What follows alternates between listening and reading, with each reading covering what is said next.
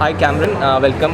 Thank you. So you've been closely following and been involved with the independent Indian film scene for quite some time now, taking a lot of films from India to TIFF.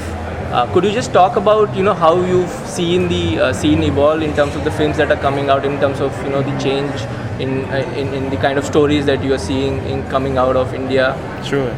It's actually been 10 years now. I started coming to India to select films in 2005, and what I noticed when I first came then is that there was a complete divide between commercial cinema, both the Bollywood cinema and also the cinema in the South, and then what was then the independent cinema, the art house cinema made by filmmakers like Buddha Dasgupta and filmmakers working in Kerala and other places, and they were really on different planets. And I think what's evolved since then, and especially I think in the last 5 years, is that there is a new generation of filmmakers, and we all know the familiar names, Anurag Kashyap and Deepika Banerjee and others, who I think are making films that are very independently minded. They're very informed by international cinema, and but they don't reject commercial cinema. So there's a kind of a middle ground, that a third way in a way that's developed, and I think it's very exciting for Indian cinema. And I'm especially glad that these films are getting the attention of festivals and film critics and audiences around the world, because the other thing that was in a way disappointing to me when I first started to come here 10 years ago was that really it seemed to me anyhow that the only people who were paying attention to Indian cinema were people in India and in the Indian diaspora around the world. And for the most part, the films were not getting attention anywhere else, and that has changed now too. Right. So I remember, I think a few years back, we had a good contingent of maybe there was an India special when I think Anand Gandhi and Vasan Bala right. and Anurag and Dibakar and Yeah. Manjeet and all the guys were there. Yeah. Could you talk about the focus? I think TIFF has had a soft corner for Indian films, quite some time. So could you just talk about that? How is that? Is it because of the significant diaspora population there, or? It's a number of different things. I think first of all, we have a history of being engaged with Indian cinema going back to our beginnings. We're 40 years old as a festival, and we were interested, years ago in films that Ritwik Ghatak and others were making. And as the evolution of Indian cinema continued, we began to follow the new filmmakers. And I think also our city changed. Toronto changed a lot. Toronto is now a city where half the people living in Toronto were born outside of Canada, and the largest communities in Toronto, the largest immigrant communities in Toronto are from South Asia and East Asia. So there's an enormous audience that knows the history of these films, that knows the kind of cultural touch points for the films, and that's interesting to us, but that's not the limit of the audience for Indian cinema in Toronto and at our festival. I'm especially interested in international cinema that can very much arise from and represent its own specific landscape, its own specific culture, but that can speak to the whole world. And I do feel that some of these new filmmakers, Anand Gandhi, recently at this past year's festival we had Pan Nalin and Leena Yadav and Meghna Gulzar, and these are filmmakers who I think are working on an international scale. They know films that are winning awards at other festivals. They're watching international cinema, and you see it reflected in their films. And that's what I want to bring to our festival and to all of the critics and the audiences from around the world who can either write about or buy those films for distribution. Right. And you are on the jury of international competition section this year. What obviously you can't talk about the films that you've seen, but what are you expecting? What were you expecting before you kind of came in?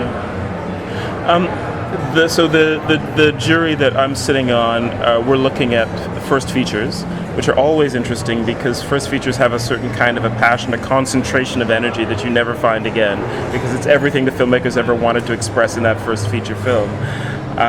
And they're from all over the world. The styles are very different.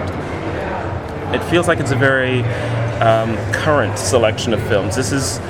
The styles reflect, I think, what you're seeing play, in competition in Cannes or in Venice or in Berlin or at our festival, and so you're seeing, I think, the vanguard of film style and film form in a collection of first features. So that's exciting to me. I'm glad that these films are here so that they'll be seen by audiences and critics here also. And whatever we can all do in the film community around the world to keep things international, to keep a kind of film cultures feeding each other from around the world. I think that's very important. For people here to see. There's a film from Kyrgyzstan in our selection that we're looking at. There's films from the US, from France, from Sweden, from all over the world. Colombia, exactly. And I think that's important, especially India's a unique country when it comes to film, obviously, because it is the place where people see movies more often than anywhere else on the planet, which is amazing, right? And for anybody who's into film, you have to respect that. But I think what's important in that context is that people also see films from outside of India. It would be very easy to just watch Indian films and be completely satisfied with that if you're living here.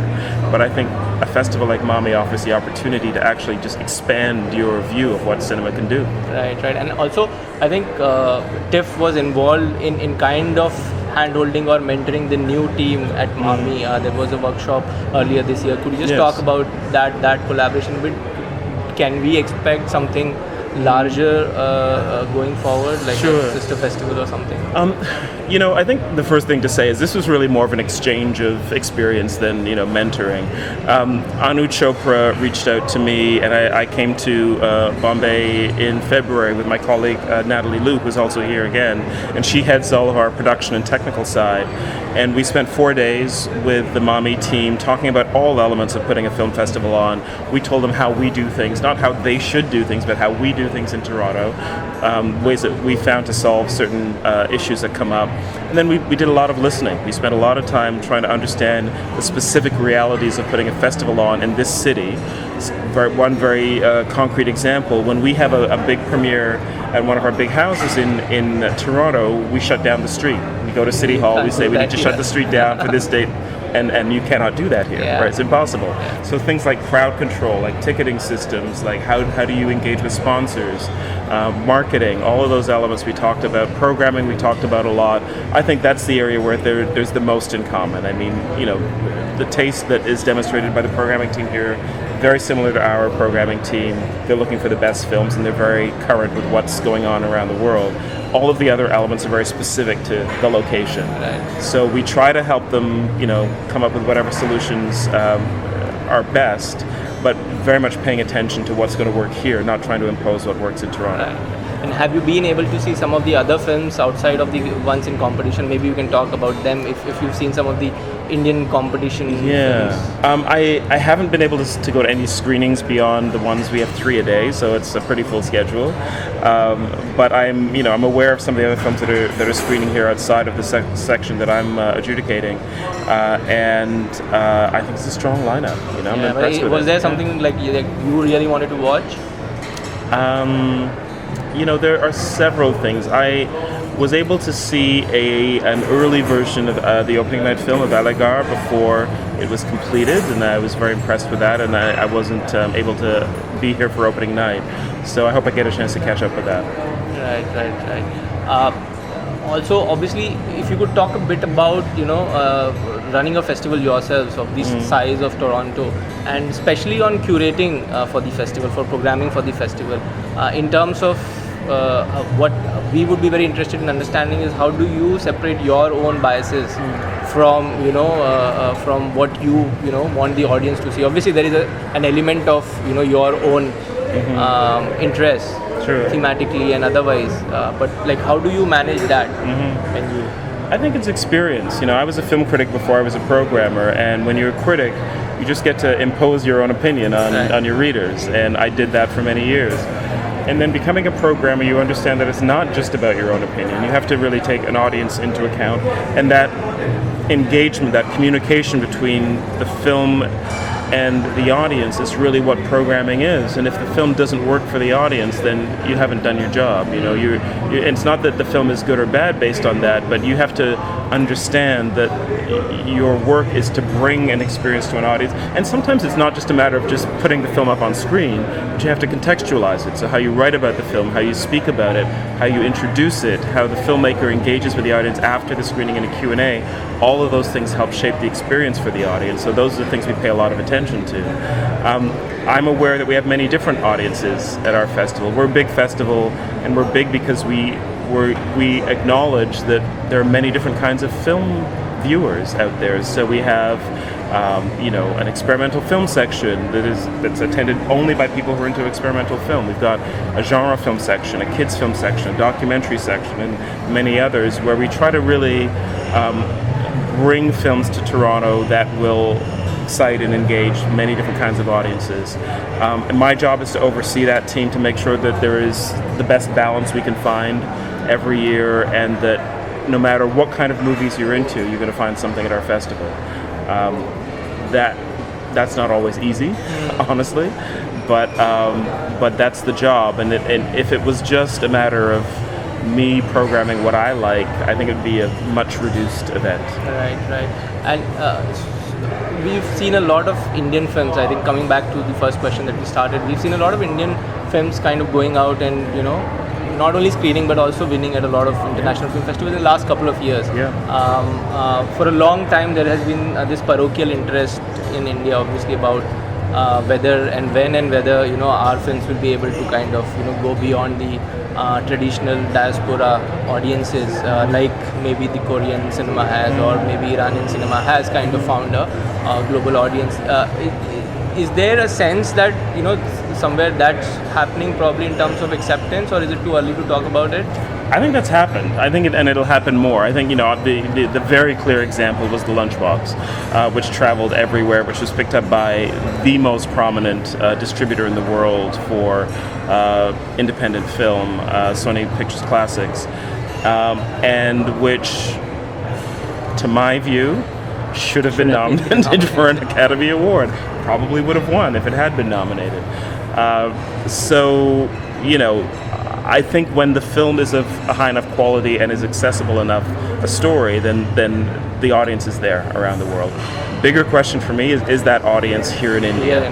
That to me is a huge question. I still have trouble understanding why films that do so well internationally struggle to find a release here in their home country. Right. Been 4 years for some of the films that already screened. I think TIFF, Peddlers went 3-4 years back. Are there some of the films that you've seen this year from India that stood out? Like, what do you think about Court, the film that is... Court's a terrific film. It's a very strong film. I'm glad to see that it did do so well at festivals around the world. Has it had a release here already? Yeah, it did. And how did it do? It did fine. I don't think it made a lot of... it wouldn't have made a lot of money anyway, because it was not that kind of a film. But it had a decent release, which was heartening, because it's for a film like that to have release itself, I think was because it's not the Lunchbox, because the Lunchbox still has some elements of whatever. Yeah, I mean it's a love story, and I think that's something that will have a wider, more accessible reach in many cases. The thing, look, I don't know the film exhibition business here very well at all. But I do know that in many other parts of the world that have big, thriving film industries like India does, that there's a wide range of cinema complexes. So some of them are showing purely commercial movies and they'll only ever show that. But there are many circuits in most of Western Europe and the US and Canada that specialize in art house movies. And they can actually do business showing just art house movies.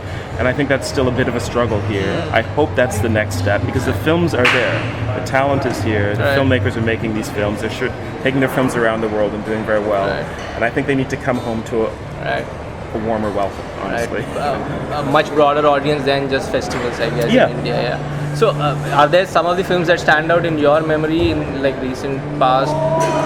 You obviously see a lot of Ship of Theseus, I think, is one that I was so impressed and so glad to be able to premiere in Toronto, and I was glad that Kiran Rao responded to it in the way that she did, and I think that helped in that film's release. I'd love to see more films like that. I like what Pandalan is doing these days, actually. He's making some interesting work. A very bold move to make angry Indian goddesses and make it the way he did, and give the women in the film the opportunity to really create their own characters. I think that's a very, in a way, radical move. many filmmakers, male filmmakers in North America, or France, or wherever, have never done that. So I was impressed with that, and I think that actually, the films that I had at our festival this year, there was a very strong focus on the stories and the voices of women, and I think we may see even more of that. I think I know from coming here over the last 10 years that there are some very talented, smart female filmmakers who have struggled a little bit, and especially given some of the political issues that have arisen around gender in India lately, I can see that those voices will sort of punch through, and we may see even more films that are reflecting that. And I think that's a good thing for cinema as a whole. And obviously you travel a lot to India, so you've had, but could you talk just a bit about what it means to come to India and just soak in the country? Sure. In terms of the experience? I've really come to love this country, and when I first came, I didn't know that much about it. I have many friends back in Toronto who have Indian background, and that's a very kind of slim surface way of understanding a place, and I can't claim to understand India. I don't know if any one person can. It's so vast and so varied, but I do know that I'm excited to come here every time that I land, because it is the home of the love of movies, as far as I'm concerned. And I like that, especially in a city like Mumbai, which has such people with such sort of passion, such strong personalities. Nobody's shy about expressing their opinion here. People push their visions forward, which I love. But then, Kerala is probably my favorite part of the country. I haven't spent as much time there, but every time I've been, I'm so impressed with the respect for the art of cinema, the respect for the act of studying cinema. I'll always remember going to the Kerala Film Festival, maybe about 5 or 6 years ago, and going to a retrospective of Jean-Luc Godard, and going to a screening of, I think, Notre Musique, one of the more difficult, challenging Godard films, and the house is packed, maybe 500 people, and people have got their notepads and they're taking notes, and they're having these very intense, serious conversations afterwards about one of the most difficult filmmakers on the planet. And I think if you don't come here and sit in the theater and witness that, you would have no idea that exists, that sophistication around the understanding of cinema exists here, and I've never seen anything to match it. Thanks so much, Cameron. It was lovely talking to you. Good to talk to you as well.